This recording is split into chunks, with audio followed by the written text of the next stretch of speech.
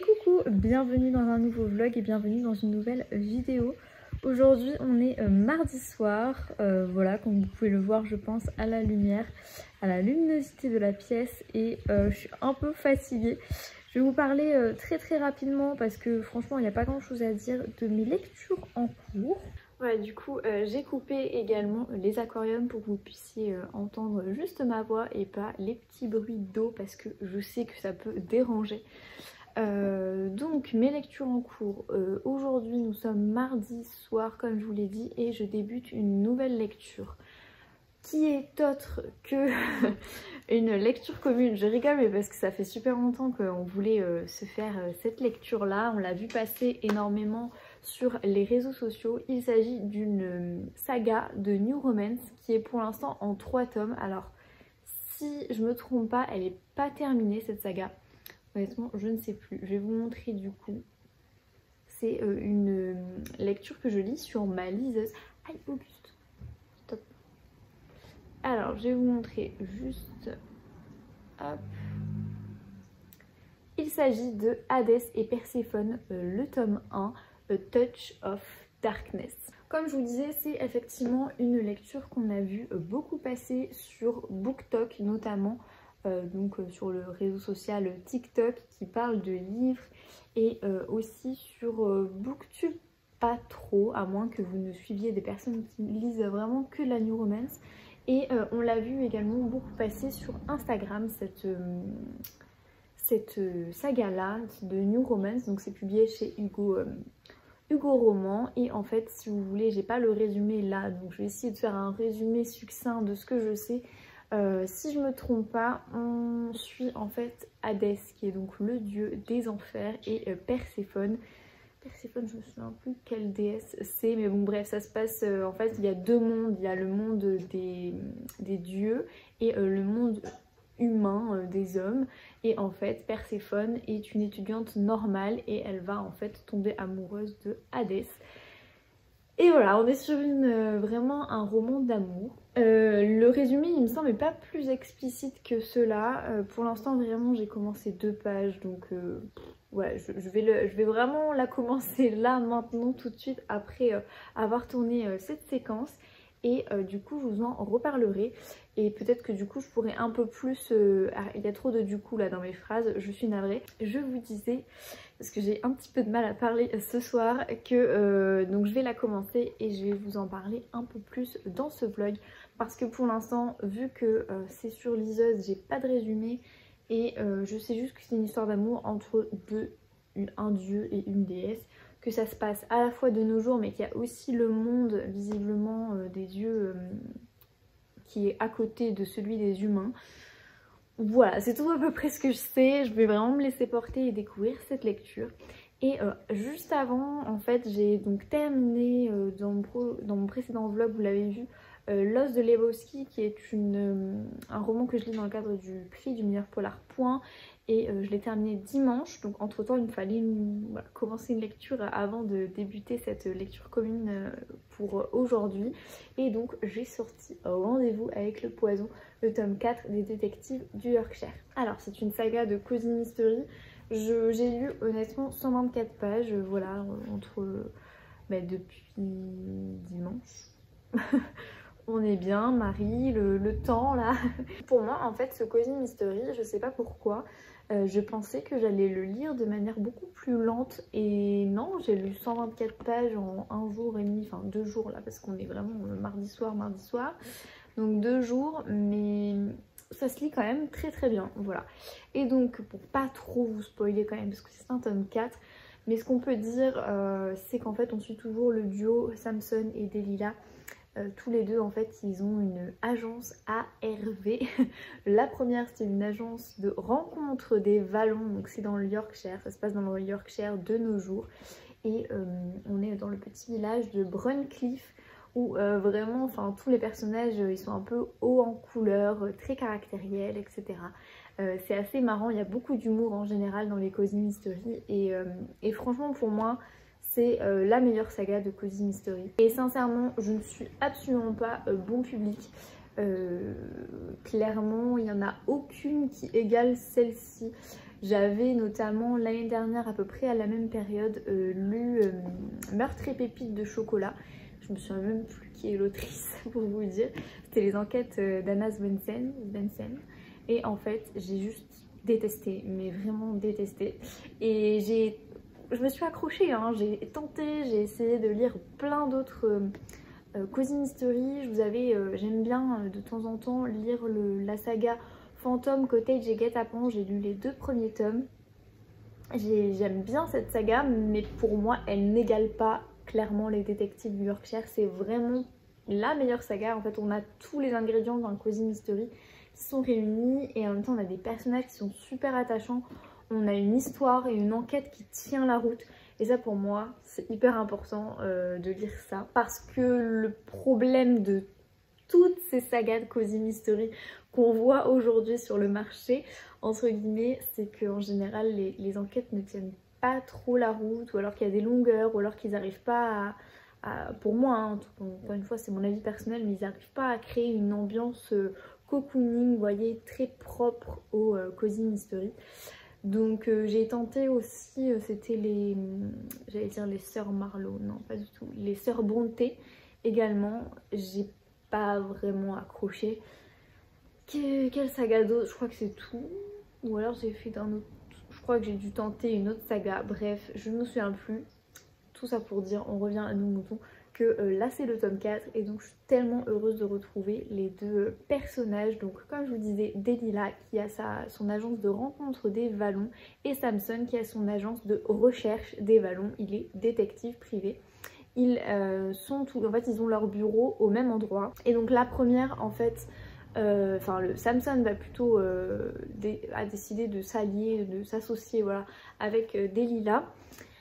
Ça c'est dans le 4e tome, mais il y a un petit hic, il est arrêté par la police d'une grande ville à côté de Bruncliffe pour meurtre, et tout porte à croire évidemment que ce meurtre a été, pas été mis en scène, mais disons que on a mis en scène quelques éléments pour inculper Samson. Et donc est-ce qu'il va se sortir de ce mauvais pas?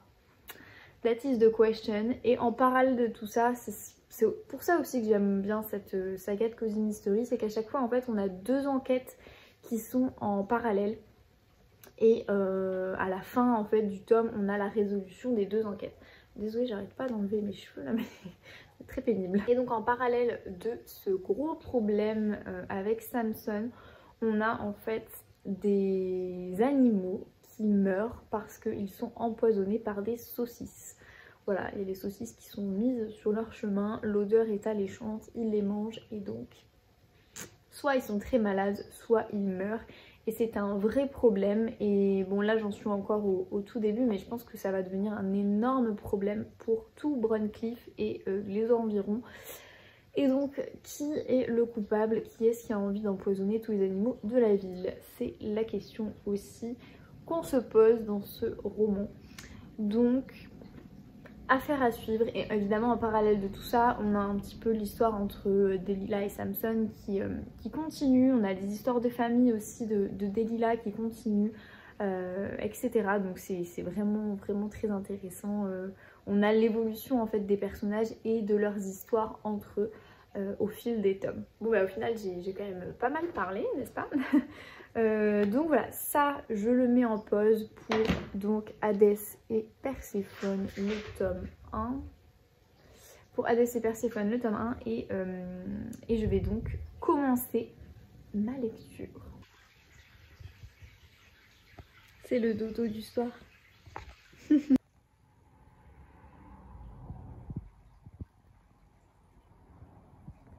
Hello hello, aujourd'hui on est mercredi et je me dépêche de vous prendre avant la nuit.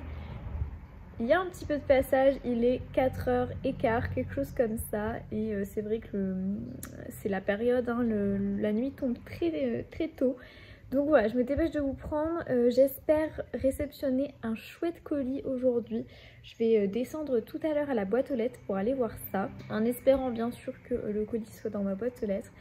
Et puis normalement je vous en reparle très bientôt. La satisfaction est à son comble de mon côté. Je travaille avec ça à côté de moi. Je suis tellement contente du résultat de cette bibliothèque. Vraiment, c'est génial. De mon petit coin cosy doudou lecture. Ça rend vraiment beaucoup mieux en vrai que sur la vidéo, je trouve. Mais parfait. Et également, j'ai sorti la ring light. Alors, elle était toujours un peu sortie, mais je l'ai mis vraiment beaucoup plus proche de la bibliothèque parce que vendredi, nous allons faire un live avec ma copine Pauline du compte Amaya Readings. On va faire un live du coup sur notre wishlist de Noël. On va les regrouper, on va faire vraiment une wishlist. Donc on va vous expliquer en fait un petit peu en live notre wishlist de Noël, également classée par thème. Donc notre wishlist par exemple pour les polars, wishlist pour je sais pas les romances, etc. Romans historiques, tout ça. Et voilà, on va papoter un petit peu. Vous présenter peut-être nos coups de cœur de cette année à ajouter à vos wishlists à vous. C'est elle qui m'a proposé l'idée et effectivement je trouvais que l'idée était vraiment géniale. Donc voilà, on va faire ça vendredi, donc dans 2 jours à 12h30. Donc c'est vrai qu'au moment où ce vlog sortira, le live sera déjà passé. De toute manière, bien évidemment, le replay sera disponible en barre d'infos de cette vidéo. C'est vrai que dans ma tête j'anticipe là, mais pour moi ça s'est pas encore passé en fait le live. Ça se trouve il n'y aura pas de live. Enfin bon bref, s'il y a un live, en tout cas je vous mettrai le replay dans la barre d'infos pour que vous puissiez aller le regarder. Alors il me semble qu'il n'y a pas besoin d'avoir Instagram pour aller le voir. Je crois. Je ne suis pas sûre. Maintenant du coup je guette le facteur, je ne sais pas s'il est passé en général, ouais il passe vers 15h quelque chose comme ça et là comme il est 4h20 je sais pas trop mais j'attends patiemment mon fameux colis.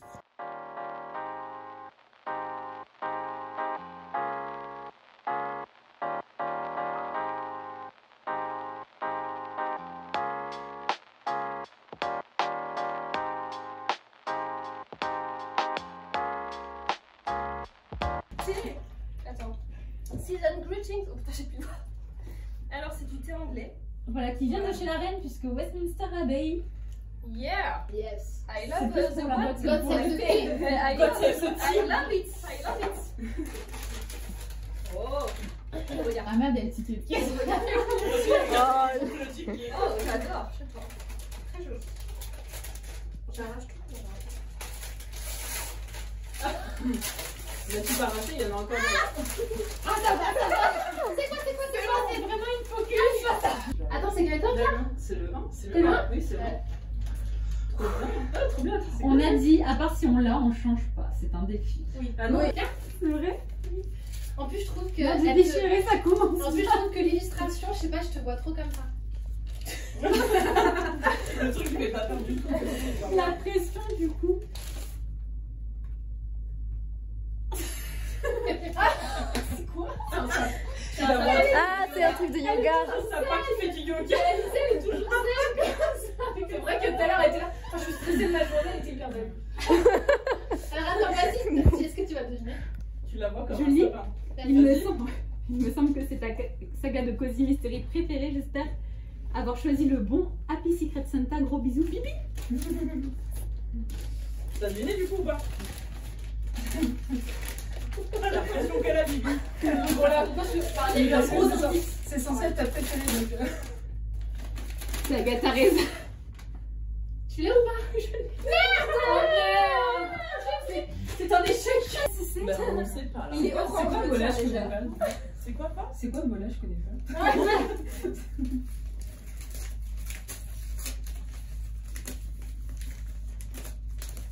C'est bon! C'est trop, j'adore! Tu pourras lui faire dédicacer, lui! J'adore. Non mais il paraît qu'il se lit comme un roman. Mais j'adore, je suis fan de Bertrand Dickens. Ah, Ah là, Moi aussi, tu l'as répété tout.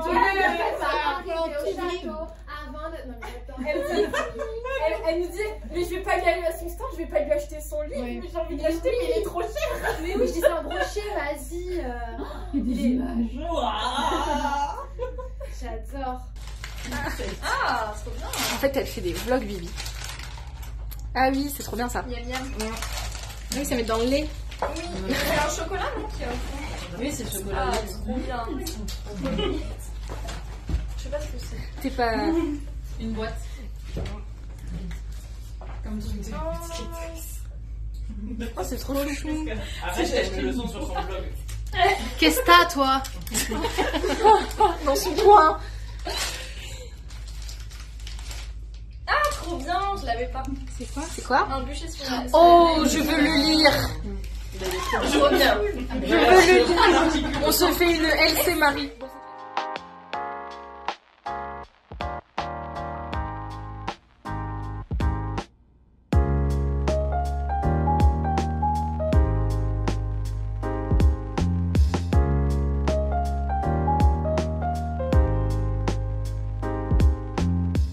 Hello hello, j'espère que vous allez bien. Aujourd'hui nous sommes vendredi et j'ai toujours pas eu de colis dans ma boîte aux lettres. C'est pour ça que je vous ai pas repris après la dernière séquence. Je vais vous faire du coup un petit tour de ma bibliothèque tant attendue. Je vous l'avais promis dans le dernier vlog. Et on a du coup terminé le live, enfin on a fait le live tout à l'heure avec Pauline. Je vous le mets du coup en barre d'infos. Le replay du live, c'est un live spécial wishlist de Noël. On a classé par catégorie: polar thriller, roman historique, romance feel good, fantasy fantastique. Bref, voilà, si vous voulez aller le regarder, il est en barre d'infos. Enfin, le lien est en barre d'infos. Il me semble, mais je crois que ça je vous l'avais déjà dit dans la précédente séquence, mais il me semble qu'il n'y a pas besoin de compte Instagram pour le regarder. À voir du coup. Je vais vous faire du coup mon petit tour de bibliothèque. Et voilà donc ma bibliothèque dans son ensemble. Je vais essayer de me mettre peut-être un peu plus loin pour que vous puissiez voir tout ça. Voilà.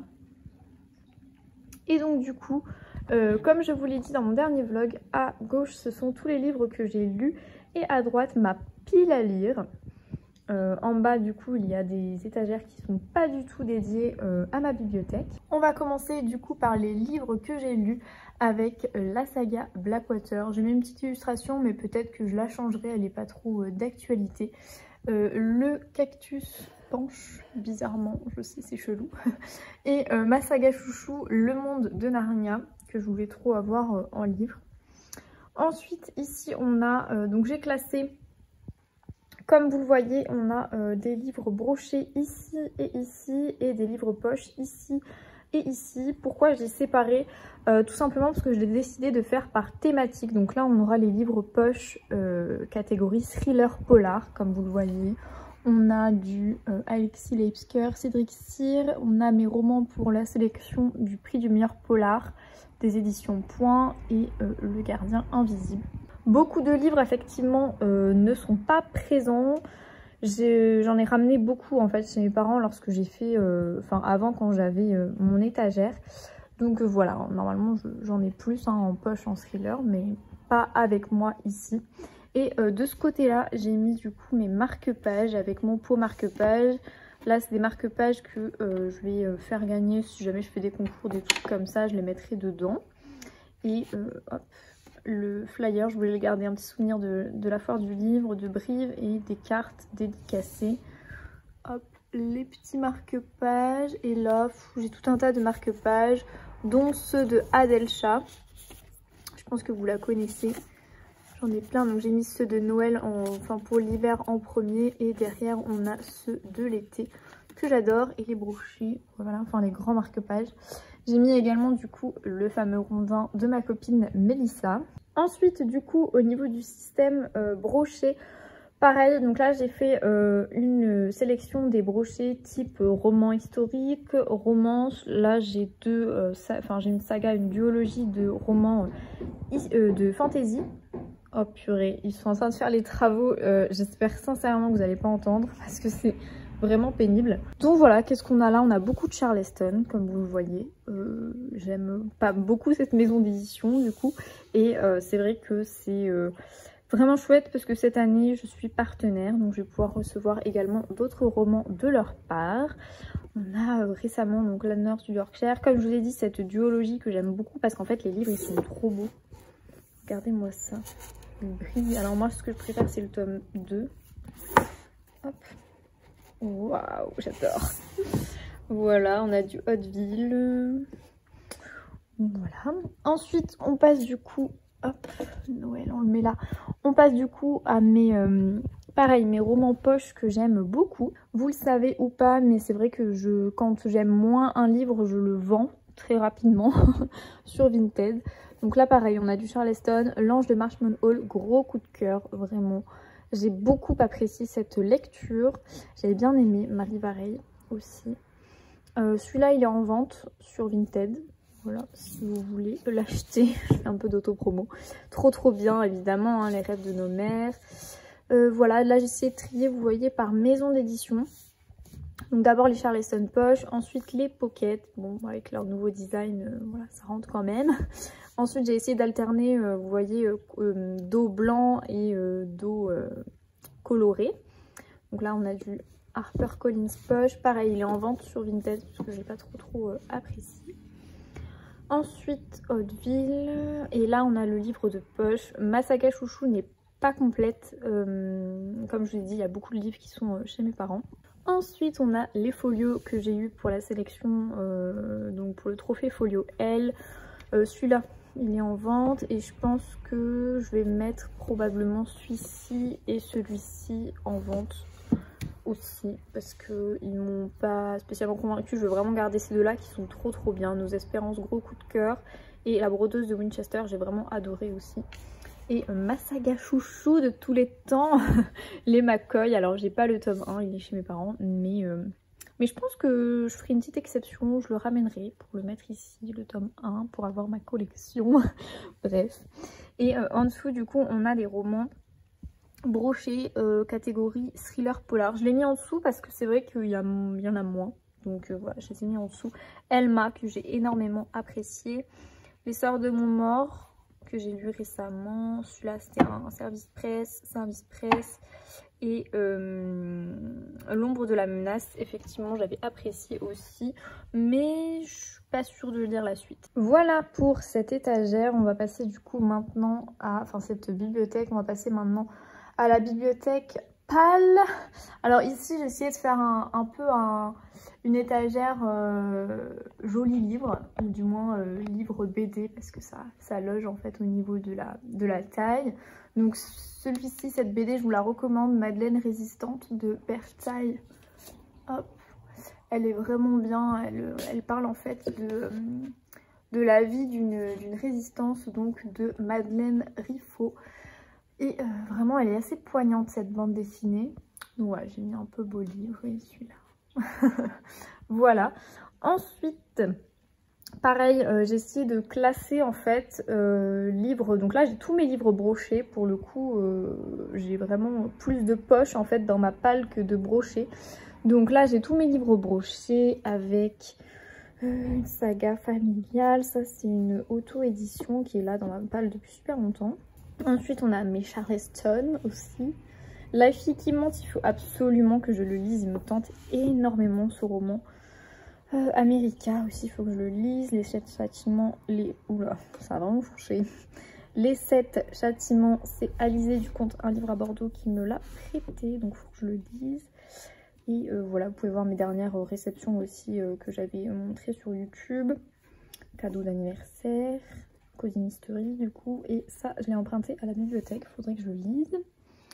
Voilà, et donc on a le reste, ce sont plutôt des poches. Donc pareil, au niveau des poches, j'ai essayé de trier en fait par genre littéraire. Donc vous voyez que j'ai plus de littérature blanche et romans historiques que de polar thriller. On va commencer d'ailleurs par les polar thrillers. Qu'est-ce que j'ai?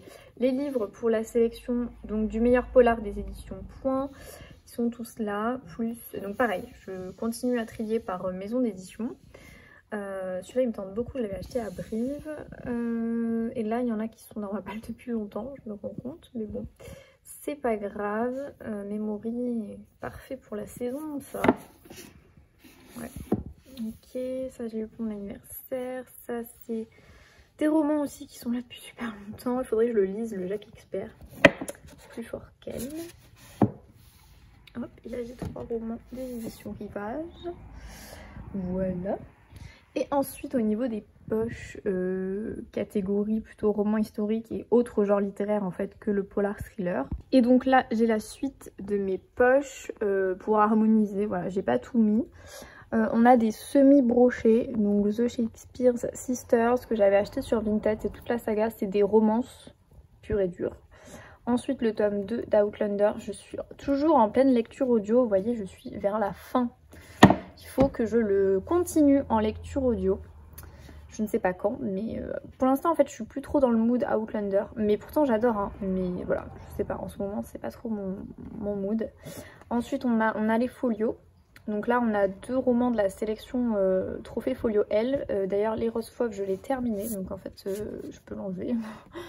Voilà. Hop, je l'ai terminé, mais comme je m'y attendais, est-ce que j'ai un marque-page? Non. Ouais, je vais vous faire après l'update. Hop. Et ensuite, on a les HarperCollins, poche. Ma maison d'édition préférée, les Charleston. Je suis navrée si ça bouge un petit peu. Avec évidemment ma collection de Lucinda Riley. Il me manque la maison de l'orchidée, je crois. Que j'ai demandé du coup en wishlist évidemment pour Noël. Lady Elizabeth me tente trop. Et là on a 2 Agatha Christie. C'est des vieux Agatha Christie que j'ai trouvé dans la bibliothèque familiale. Ils sentent vraiment le vieux. Mais voilà, je me dis pourquoi pas continuer à lire du Agatha Christie pour l'année prochaine maintenant. Et voilà, du coup on a fait le tour de ma palle, le tour de ma bibliothèque. Comme vous pouvez le remarquer, c'est assez rempli. Je ne sais pas combien de livres j'ai dans ma palle, mais 80 je pense. Ouais, à peu près. Mais c'est très enthousiasmant. Je me dis que j'ai beaucoup de livres à lire et c'est plutôt chouette. Et face cam, je viens pour vous parler du coup de pas mal de choses.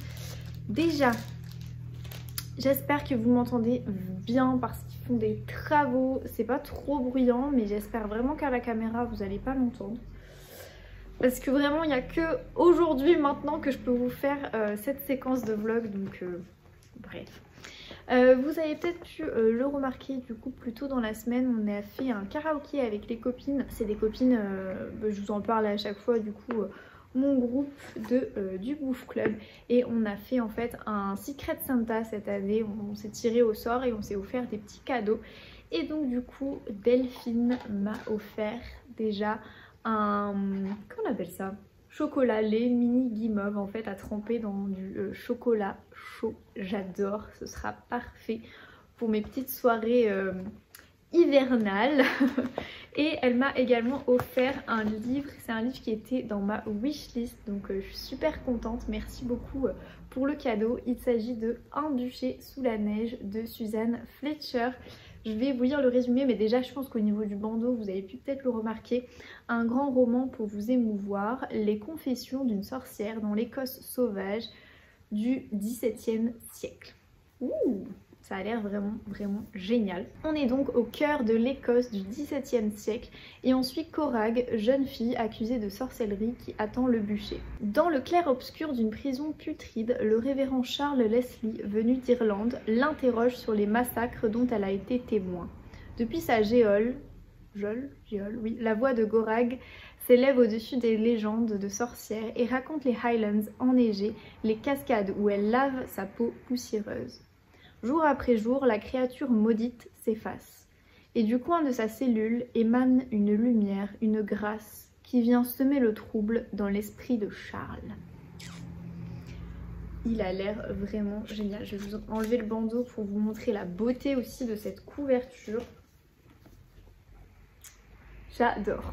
Alors je pense, je crois savoir que c'est une... Oh mon amour. Auguste il me tend la patte comme ça là. Je crois savoir que c'est une réédition. Il était déjà sorti Un bûcher sous la neige en format poche chez Le Livre de Poche, je crois, si je me trompe pas. Donc voilà, j'ai lu la réédité cette année et vraiment j'adore cette réédition. Je trouve très belle. Donc voilà, pour les petits cadeaux du Secret Santa, c'était super sympa de faire ça. Ensuite du coup j'ai reçu le fameux colis tant attendu que oui que j'attendais, merci Marie. J'allais redire exactement la même chose. Nous allons du coup l'ouvrir ensemble. Alors, hop, il s'agit donc de quelque chose dont je vous ai parlé il y a longtemps. Ah, ils sont tout froids. Je suis une nouvelle fois jurée pour le Grand Prix des lecteurs Pocket. Donc cette fois-ci c'est pour l'année 2023. Et donc nous avons reçu les 3 premiers de la sélection. Il s'agit de Déjà, celui que vraiment il me tentait énormément. C'est pourquoi j'avais postulé en fait à la base. Le premier du coup de la sélection qui me tente énormément. Il s'agit donc de L'orpheline de Foundling de Stacey Halls. J'ai lu donc il n'y a pas longtemps La Nurse du Yorkshire. Je vous mets mon vlog, je ne sais pas où, dans le petit i si vous voulez aller voir mon avis donc sur le nouveau roman de Stacey Halls. Mais celui-ci c'est son avant-dernier et vraiment il me tente trop. On est à Londres en 1747 et en fait on suit une vendeuse qui donc a abandonné, si vous voulez, son enfant, et 7 ans après en fait elle fait tout pour elle va pour le récupérer. Elle travaille pendant ces 7 ans justement pour pouvoir aller récupérer son enfant, sauf que quand elle arrive, eh bien l'enfant n'est plus là, il a déjà été adopté. Donc on est un peu sur une enquête, de ce que je comprends au niveau du résumé, sur une enquête pour aller, elle va chercher en fait à tout prix à retrouver son enfant. On est au niveau des... Oui ça je vous l'ai dit, en 1747, donc bon, parfait, roman historique, un peu enquête, saga familiale, secret de famille, tout ça, j'adore. Donc voilà, ça c'est le premier de la sélection qui me tentait beaucoup et ah bah... Bon, La Nurse est ici, mais je l'ai également dans la Bibli, là il est juste ici. Et donc il est assez épais tout de même. Il fait 413 pages au format poche. Il y a un vieux reflet, je suis navrée. Ensuite, les 2 autres romans du coup de la sélection, on a N'oublie pas les fleurs de Genki Kawamura. Je pense que c'est un roman asiatique, j'imagine, japonais, voilà, pour être plus précise. Et donc du coup, au niveau du résumé, que fait-elle là, toute seule, sur sa balançoire? Alors qu'Uzumi, comme à chaque nouvel an, vient rendre visite à sa mère, c'est au milieu du parc voisin qu'il la trouve, déboussolée. Tout à son travail et à son enfant à naître, le jeune homme n'y prend pas garde au premier abord. Avant de se rendre à l'évidence, Yuriko, qui l'a élevée seule, perd peu à peu la mémoire. Les médecins confirment qu'elle est atteinte d'Alzheimer. Dès lors, toutes ces choses qu'Uzumi a oubliées lui reviennent du passé. Les belles choses dont il va falloir désormais se souvenir pour 2. Il a l'air assez poignant et tout de même il fait 300 pages si je me trompe pas, ouais, 281 pages. Et donc du coup effectivement on est sur une thématique, la thématique de la maladie d'Alzheimer, qui est une thématique qui me parle, voilà. Mais du coup c'est vrai que je pense que c'est un roman qui à mon sens peut vraiment me bouleverser. Donc après à voir comment c'est abordé. De manière générale je suis pas très... Bah, décidément il y a pas mal de circulation aujourd'hui. De manière générale je suis pas très roman asiatique, ça me tente pas trop, voilà. Donc après à voir, je vais tester. Et le troisième de la sélection, il s'agit de QI de Christina Dalcher, je ne sais pas. C'est l'autrice de Vox qui me tentait beaucoup. Vox, on était sur une dystopie où les femmes n'avaient le droit qu'à tant de mots par jour et pas plus. Et Vox me tentait beaucoup. Donc je suis ravie de lire cette autrice. Et donc là pareil, manifestement on est sur une vraie dystopie. Avec le résumé qui dit qu'avec le programme Famille Idéale, l'État a trouvé la solution à ces problèmes. Chaque mois, les élèves sont soumis à un examen de quotient intellectuel. Qui dit score élevé dit école d'élite, privilège, avenir tout tracé. Qui dit score bas dit internat fédéral, sans famille ni débouché. Et Elena Fairchild, enseignante elle-même, trouvait ça très bien jusque-là. Seulement, lorsque sa cadette échoue à son test, tout ce bel équilibre commence à vaciller. Pour sa fille et contre le système, cette mère révoltée va enfin se mettre à faire des vagues. Beaucoup de vagues. J'adore. Pareil, la thématique comme ça du quotient intellectuel, etc. C'est une thématique qui me parle, donc écoutez, ma foi, pourquoi pas. Je suis très intriguée par ce roman. Voilà du coup les 3 premiers de la sélection. J'ai hâte vraiment de les débuter. Vous le savez que juste avant j'ai mes lectures quand même pour le prix du meilleur polar des éditions Point. Que je dois honorer bien évidemment, ça me paraît tout à fait normal. Mais en tout cas voilà, ces 3 premiers romans de la sélection me tentent beaucoup.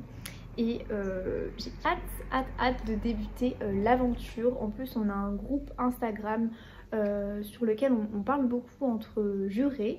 Et donc franchement ça je trouve ça trop bien. L'année dernière c'était également le cas. Il y avait des lectures communes qui s'étaient mises en place, etc.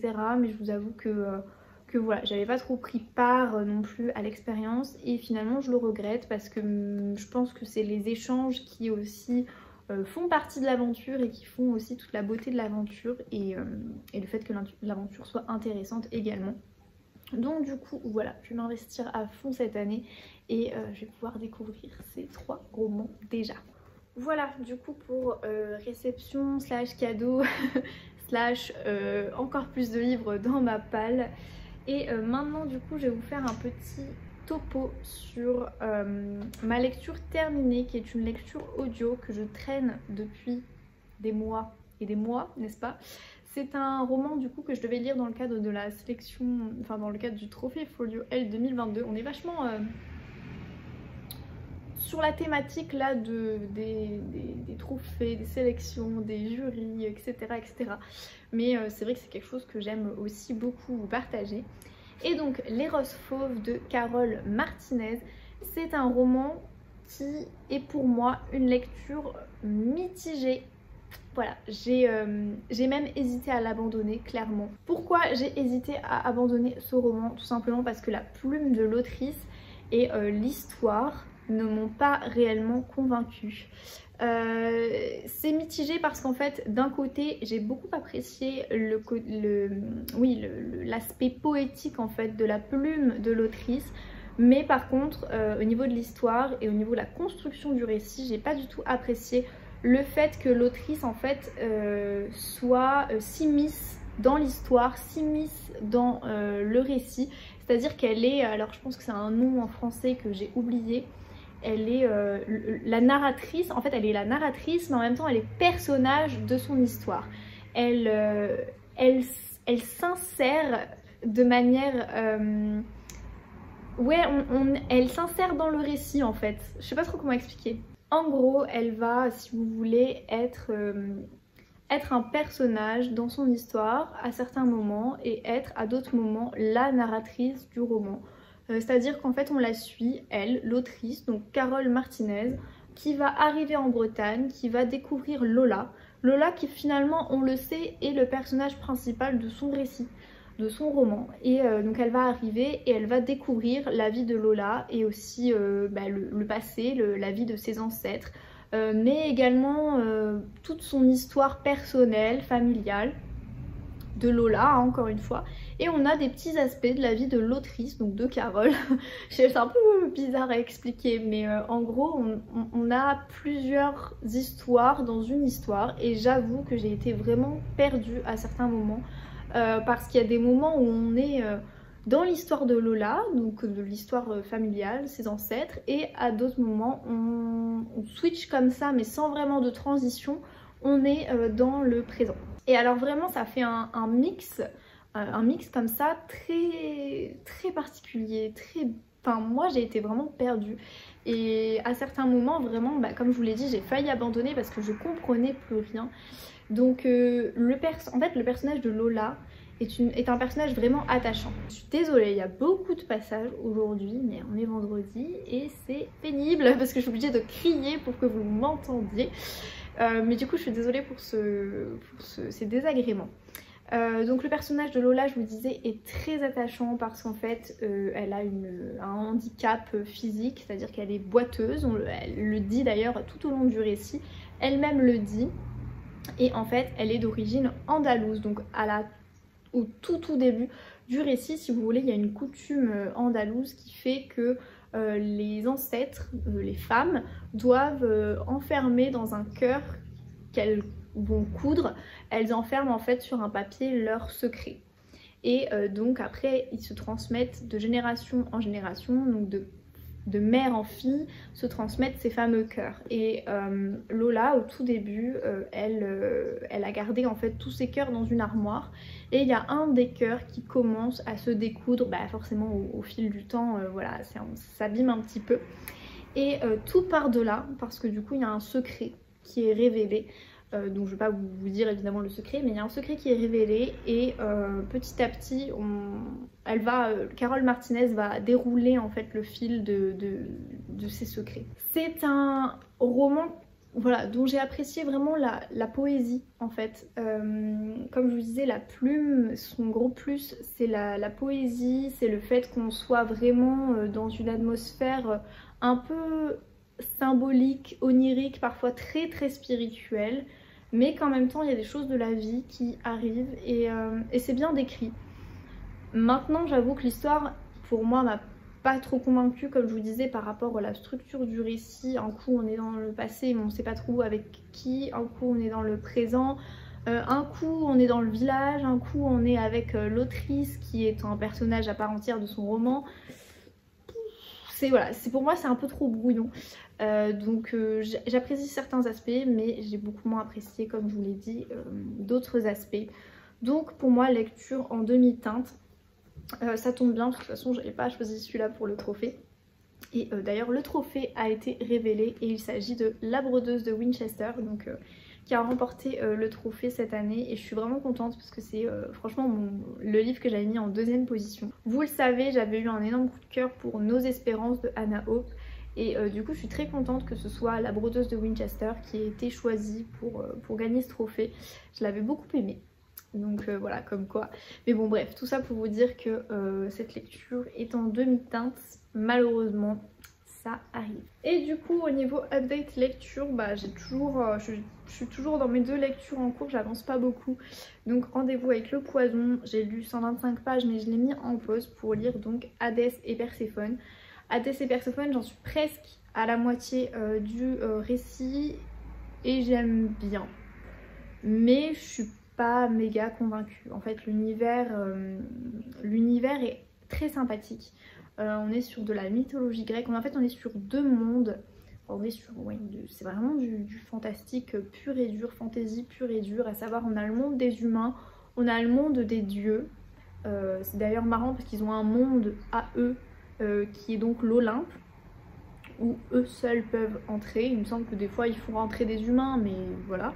Et en fait on a Perséphone, on suit donc Perséphone qui est une jeune déesse, la déesse du printemps, et en fait elle vit comme une humaine. Elle a les mêmes ambitions que les humaines, à savoir elle a envie de devenir journaliste et d'écrire donc des articles dans un magazine de renom, et en fait elle est à la fac et donc elle fait son stage dans un magazine qui s'appelle New Athens News, je crois que c'est ça le nom du périodique, et en fait c'est vrai qu'elle voilà, elle vit sa vie vraiment d'étudiante à la fac par excellence, c'est-à-dire qu'elle a une meilleure amie un peu fantasque, très enjouée, qui la fait sortir, aller en boîte, etc. Et donc en fait, lors d'une de ses sorties en boîte à Nevernight, qui est donc la boîte de nuit tenue par le dieu Hadès, le dieu des enfers bien sûr, eh ben, elle va rencontrer Hadès et avoir une fascination pour lui. Alors déjà elle a une fascination pour lui,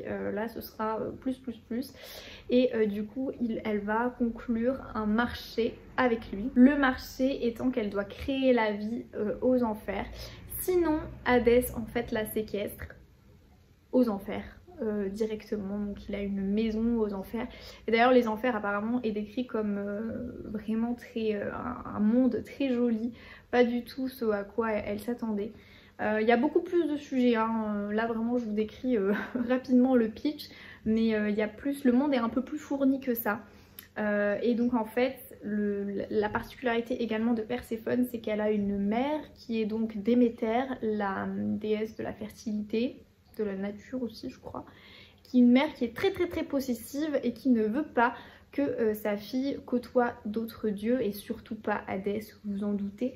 Et elle est aussi réticente, sa mère Déméter, du fait qu'Hadès soit comme les humains, qu'elle vive sa vie en tant qu'humaine. Voilà, pour vous faire un petit pitch global sur Hadès et Perséphone. Donc pour l'instant j'aime bien, maintenant c'est vrai que ouais, je suis pas méga convaincue, le style d'écriture est pas extraordinaire, disons que par rapport au McCoy, parce que bah forcément c'est un peu ma référence en termes de new romance, par rapport au McCoy je trouve que l'écriture est pas extrêmement aboutie. Je sais qu'en version originale, donc en anglais, les romans sont un peu mieux au niveau du vocabulaire, etc. Mais voilà, pour l'instant je suis pas spécialement convaincue. J'aime beaucoup l'univers qui a été créé par l'autrice, j'aime bien le personnage de Perséphone, même si à certains moments je comprends pas trop ses actions, ses décisions, etc. Ça se lit bien, ça se lit tout seul, ça fait le job, mais ma foi c'est pas la romance de l'année quoi. Enfin, en tout cas c'est mon avis. Voilà, du coup pour ce vlog, je pense que j'ai suffisamment parlé, j'ai eu pas mal de sujets là, même si ça a été une petite semaine de lecture quand même. Je pense que voilà, vous avez eu pas mal de matière. Merci de m'avoir suivi du coup cette semaine, j'espère que vous avez passé un bon moment en ma compagnie. N'hésitez pas à me dire du coup en commentaire si les livres que j'ai dans ma bibliothèque ou dont je vous ai parlé, etc. vous tentent, si vous les avez lus, etc. Ça m'intéresse en tout cas de le savoir. N'hésitez pas comme d'habitude à mettre un petit pouce, ça fait toujours plaisir. Et puis moi je vous retrouve du coup la semaine prochaine normalement dans un nouveau vlog. Bye bye.